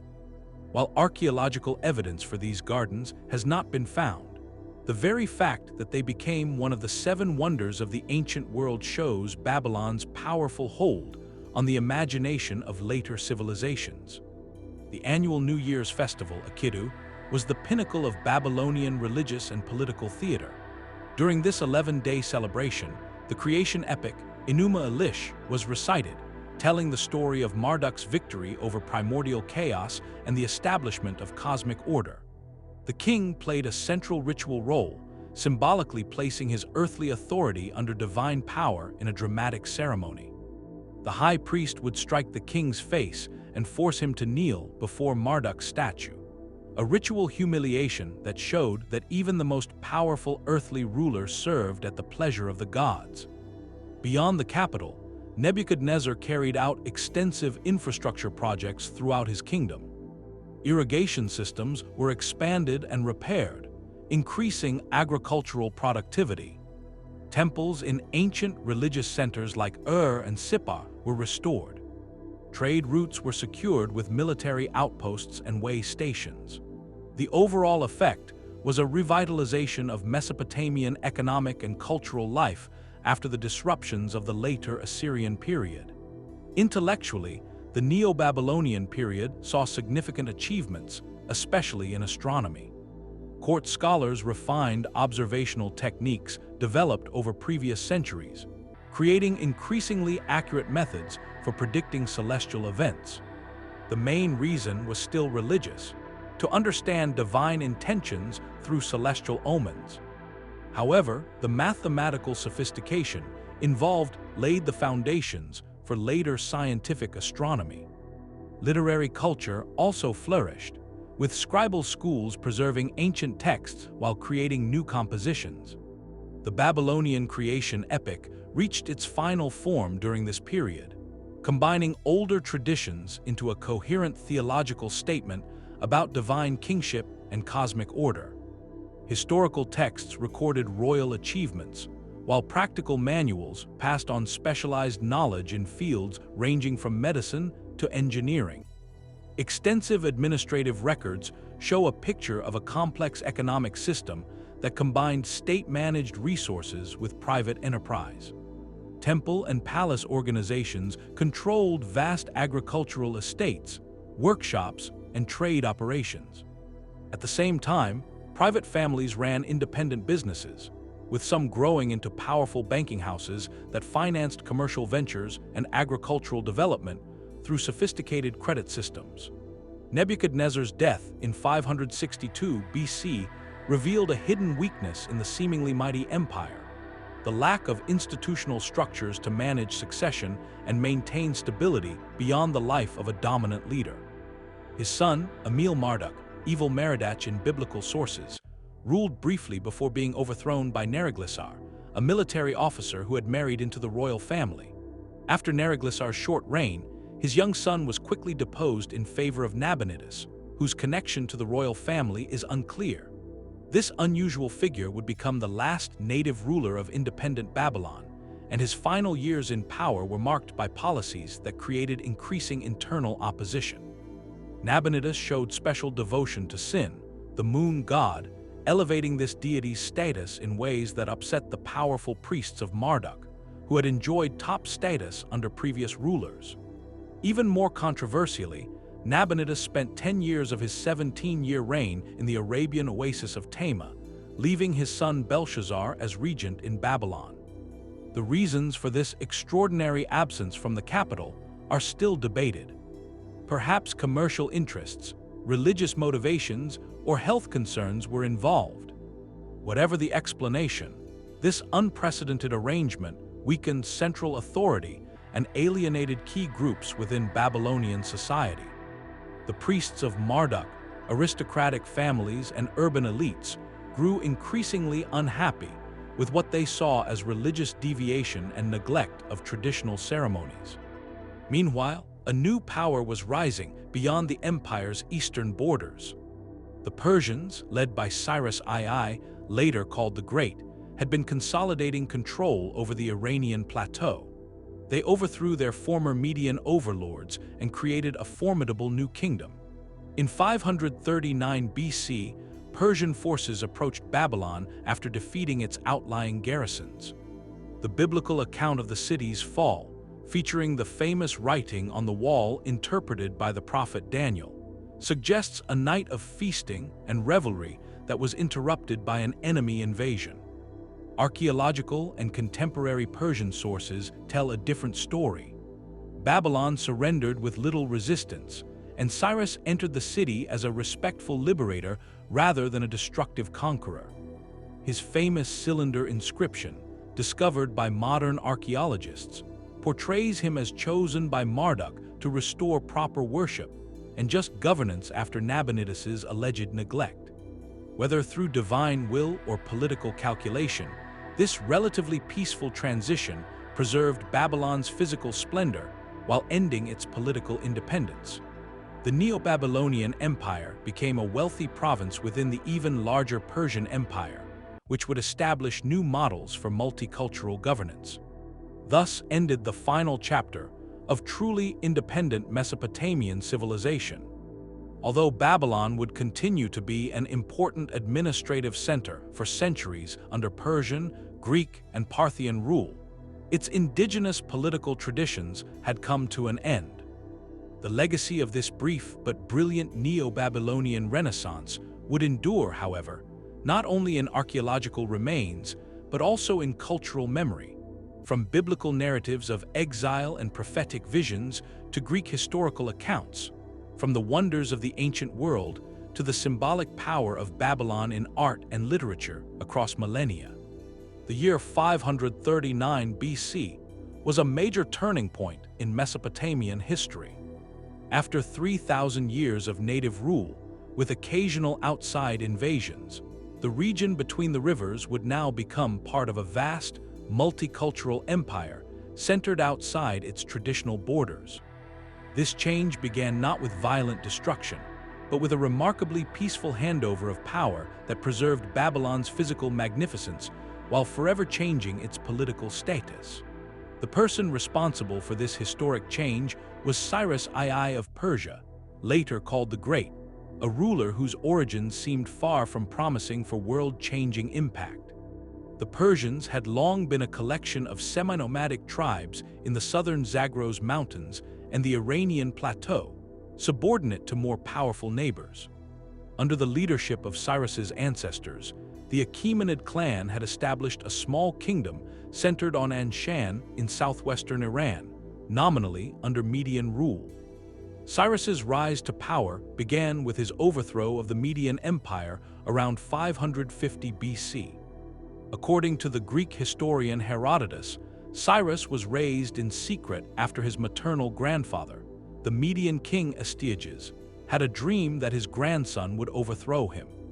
Despite attempts to eliminate the threat, the young man survived to fulfill the prophecy, overthrowing his grandfather and claiming the Median territories. With stunning speed, Cyrus turned this initial success into a campaign of unprecedented conquest. Within a single decade, he gained control over most of Western Asia, incorporating the wealthy kingdom of Lydia in Anatolia, the Greek cities of the Ionian coast, and various regions of the Iranian plateau. His military achievements combined innovative tactics with strategic flexibility. But perhaps his most distinctive characteristic was his approach to conquered peoples. Unlike earlier conquerors who imposed their own cultural and religious practices while suppressing local traditions, Cyrus developed a revolutionary policy of cultural and religious tolerance. Conquered peoples were allowed to keep their customs, local administrative systems, and religious practices. Persian imperial strategy focused on ensuring loyalty and the flow of tribute, while otherwise minimizing disruption to local societies. As this formidable new power expanded westward, the last Neo-Babylonian king, Nabonidus, found himself increasingly isolated, both politically and militarily. Having spent a decade in the Arabian oasis of Tama for reasons that are still debated, Nabonidus had returned to Babylon to find his religious policies and governing style sharply criticized by influential groups within the society. His particular devotion to Sin, the moon god, had alienated the powerful priesthood of Marduk, who was traditionally Babylon's patron deity. His apparent neglect of certain religious festivals, especially the crucial New Year's celebration, created theological concerns about cosmic order. Meanwhile, various conquered peoples within the Babylonian realm harbored resentments over restrictive policies, creating potential allies for any invader who promised more tolerant rule. As Persian forces approached Babylonian territory in 539 BC, they found a deeply divided society. Some frontier garrisons resisted, while others quickly surrendered. Nabonidus gathered troops to meet the threat, but the expected decisive battle never happened. Instead, Persian forces under the command of Cyrus's general, Gubaru, carried out a brilliant maneuver, diverting river waters to lower the Euphrates enough for troops to enter Babylon under its massive walls. The Nabonidus Chronicle, a contemporary Babylonian text, describes the city's fall in remarkably undramatic terms. In the month of Tashritu, when Cyrus attacked the army of Akkad in Opis on the Tigris, the inhabitants of Akkad revolted, but he massacred the confused inhabitants. On the 14th day, Sippar was seized without a battle. Nabonidus fled. On the 16th day, Gubaru, governor of Gudium, and the army of Cyrus entered Babylon without a battle. Afterward, Nabonidus was arrested in Babylon when he returned. This account, with its emphasis on without a battle, contrasts sharply with the catastrophic destructions that had ended many previous Mesopotamian regimes. The famous biblical account in the book of Daniel, featuring the disembodied hand writing mysterious words on the palace wall during Belshazzar's feast, adds dramatic elements, but similarly emphasizes the city's fall without significant resistance. Cyrus himself arrived in Babylon shortly after its capture and implemented policies that would define Persian imperial governance for centuries.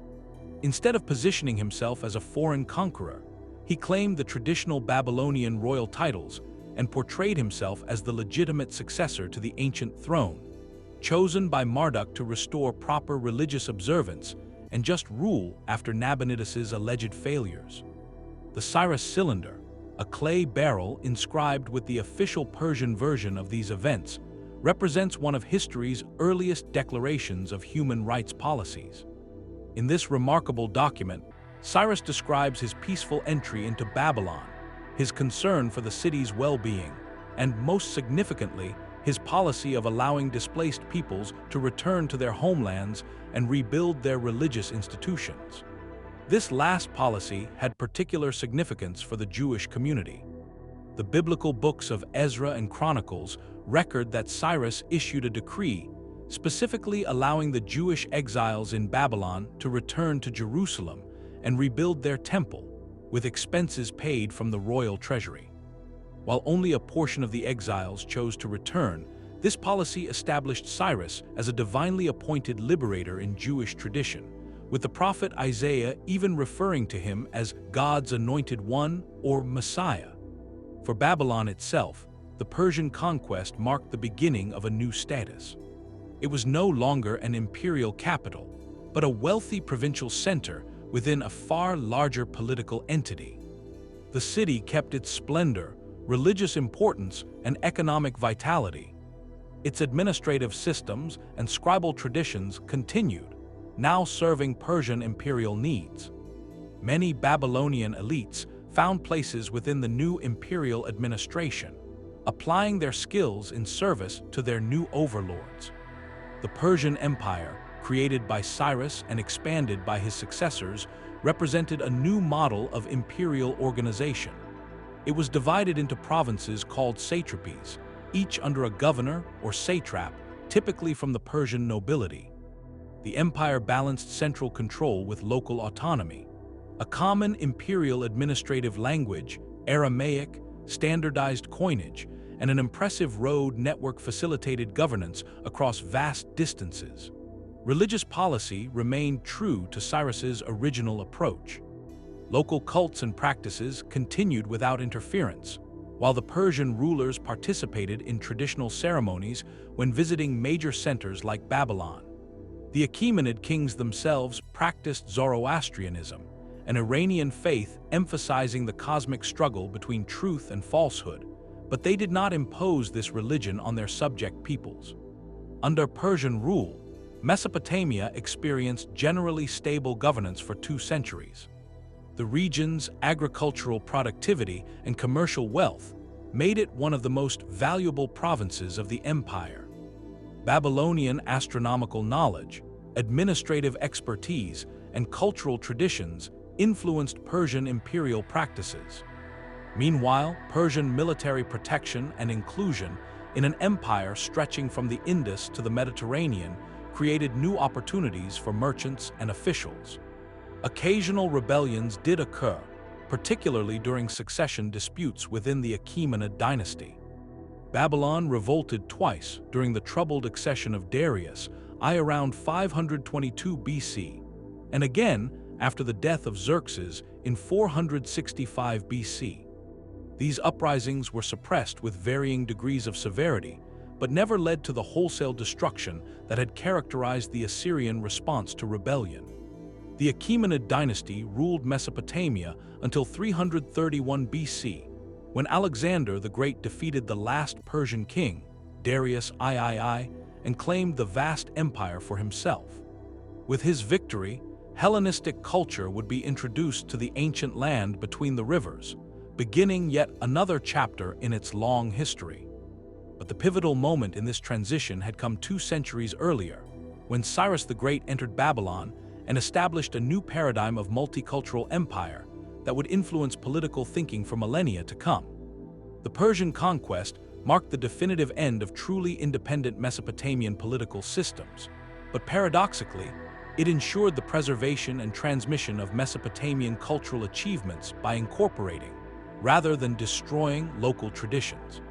The Persian Empire created conditions where ancient knowledge could be maintained and eventually passed on to new civilizations, ensuring that the legacy of the land between the rivers would endure long after its political independence had passed into history. The Persian conquest in 539 BC was the beginning of a long twilight for the ancient civilization between the rivers, while Mesopotamian cities, especially Babylon, would continue to exist for many centuries. In fact, some settlements in the region have been continuously inhabited into the modern era.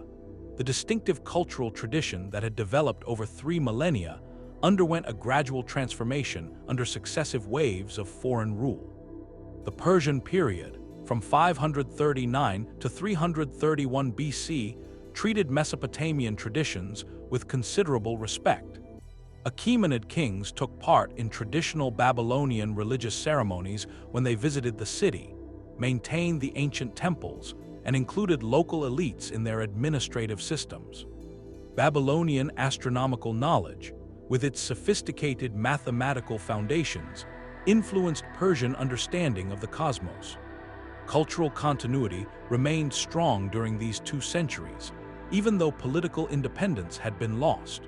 A more dramatic shift began with the arrival of Alexander the Great, who defeated the Persian forces under Darius III in 331 BC. After this victory, the Macedonian conqueror entered Babylon in triumph, receiving an enthusiastic welcome from a population that was perhaps hoping for liberation from Persian rule. Alexander apparently appreciated the city's historical importance. He planned to make Babylon the capital of his new Eastern Empire and began ambitious restoration projects for its temples and palaces. However, Alexander's premature death in 323 BC in Nebuchadnezzar's palace in Babylon itself led to a long power struggle among his generals. This conflict eventually resulted in Mesopotamia falling under the control of Seleucus, who established what historians call the Seleucid Empire, a vast kingdom stretching from the Mediterranean to Central Asia. Instead of ruling from Babylon, Seleucus founded a new capital, Seleucia on the Tigris, about 90 kilometers north of the ancient city.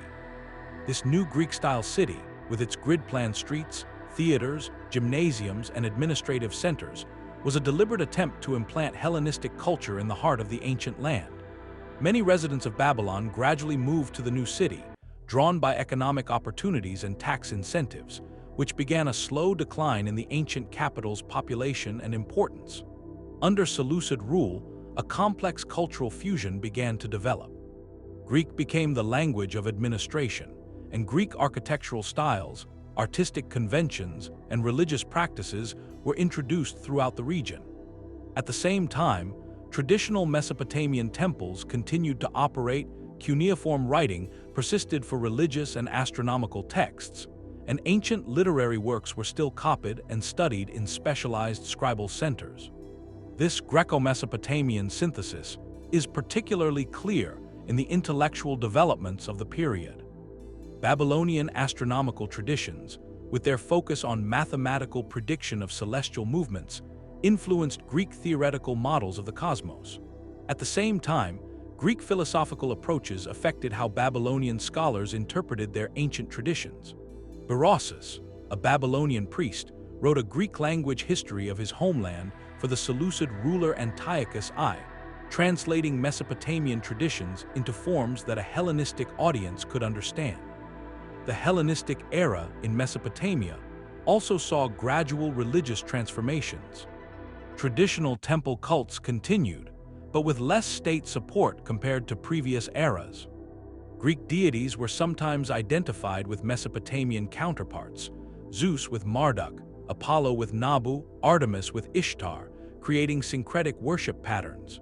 At the same time, new religious movements, including Eastern mystery cults, philosophical schools, and astral religions, gained followers in the cosmopolitan cities of the region.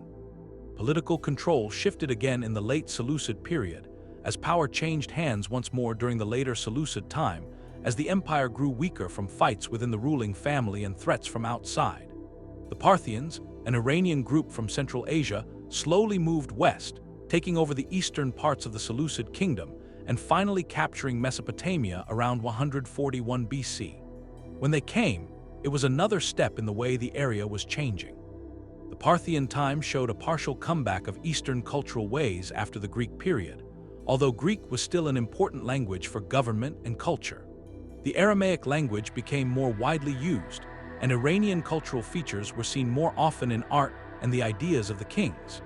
The Parthians used a system of governing where power was spread out, giving a lot of freedom to local leaders, such as Greek-style city groups and old temple managers. In this time, Babylon kept getting smaller and less important, but people still lived there, and it still had some religious meaning. It was no longer as important as the newer cities. Seleucia on the Tigris was the most important city in the area, and Ctesiphon, across the river, grew into the Parthian government center. Uruk, which was one of the most ancient Mesopotamian cities, stayed surprisingly alive, and its main temple area was for the goddess Ishtar. It stayed busy long into the Parthian time. In terms of culture, the Parthian time was when cuneiform writing, which had been the main way of writing in Mesopotamia for over 3,000 years, was in its last stages. The last known cuneiform text about astronomy is from AD 75, and the last literary text with an exact date is from 35 BCE. Slowly stopping the use of this old writing system was a major break in the continuation of their culture. However, many Mesopotamian traditions were kept alive in translated versions or by being passed down through storytelling. Changes in religion during this time included the spread of Judaism all over Mesopotamia, and important communities grew in the big cities.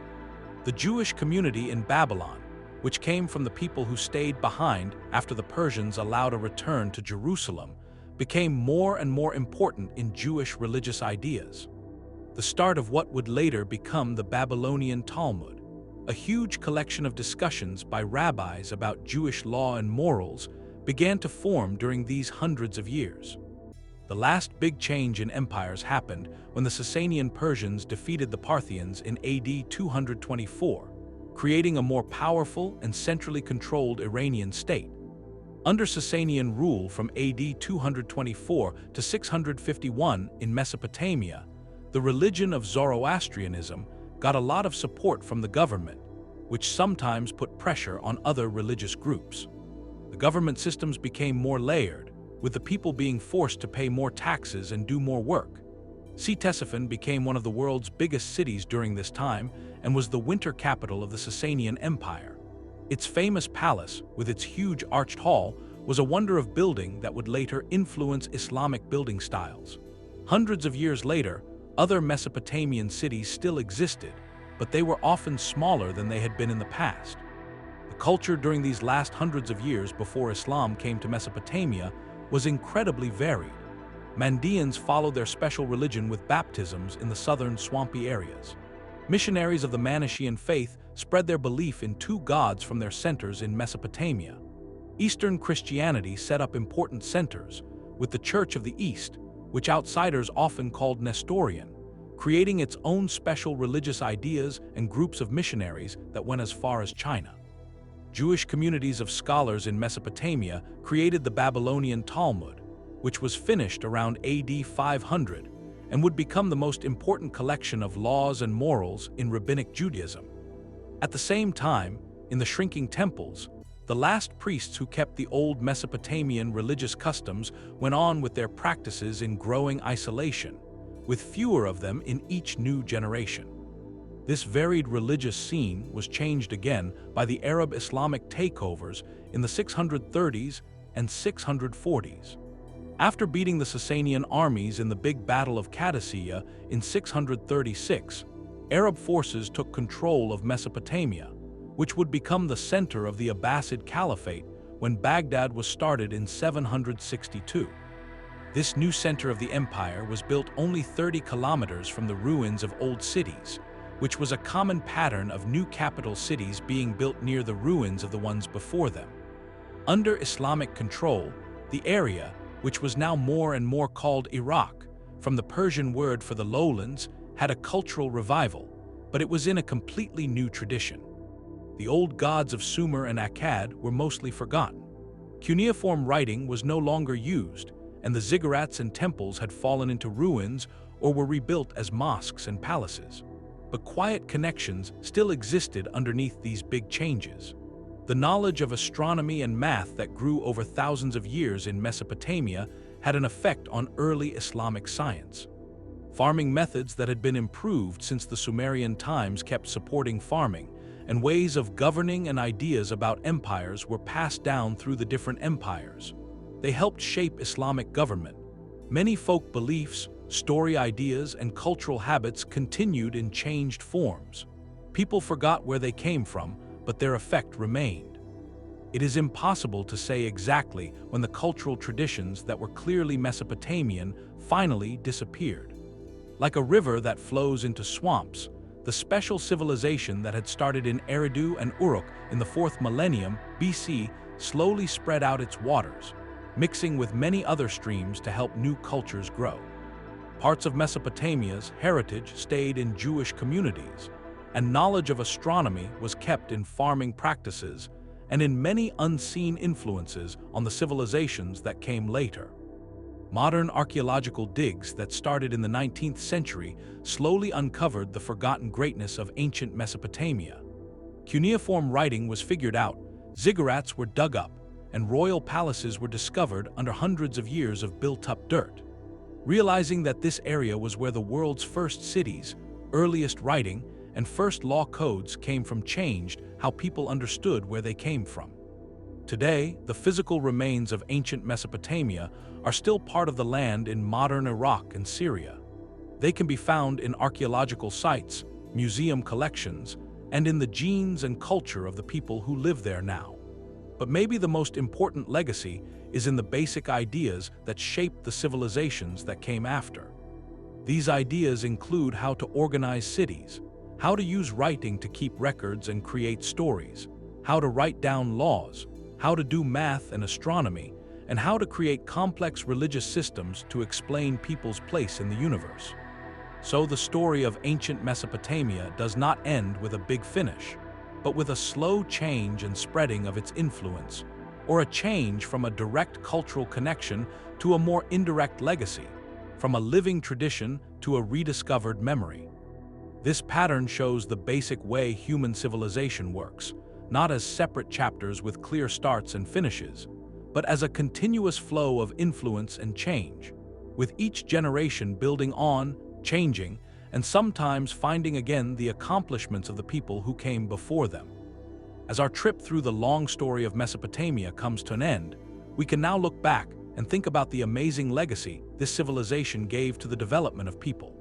The things that were accomplished in the land between the rivers still affect our world today in ways that are both easy to see and hard to notice. Writing, which might be the most life-changing technology in human history, was first used in an organized way with the simple clay pieces and pictures of Uruk. Around 3400 BC, what started as a useful way to keep track of farm goods and business deals slowly turned into a system that could be used to express complex ideas, save stories, write down laws, and pass knowledge from one generation to the next. The cuneiform writing that was created in Mesopotamia would affect or inspire many later ways of writing, and the idea of written messages itself would spread from this starting point to change societies all over the world. How to organize cities, with their different jobs, public services, and complicated social levels, became clear in the first cities of Sumer. This is where people first dealt with problems we still know today: how to rule over large groups of people, manage resources everyone uses, control business, and keep society peaceful when people have different goals.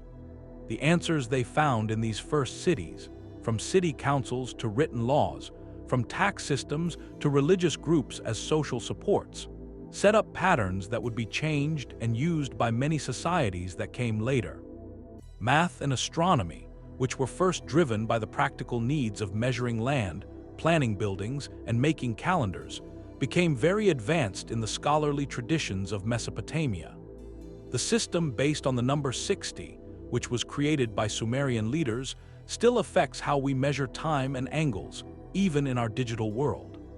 Every time we talk about 60 seconds in a minute or 360 degrees in a circle, we are repeating calculations made by priests and writers who watched the stars from the tops of Mesopotamian temples. Thousands of years ago, the basic ideas of law needed for an organized society were first written down in Mesopotamian law codes, from Ur-Nammu to Hammurabi.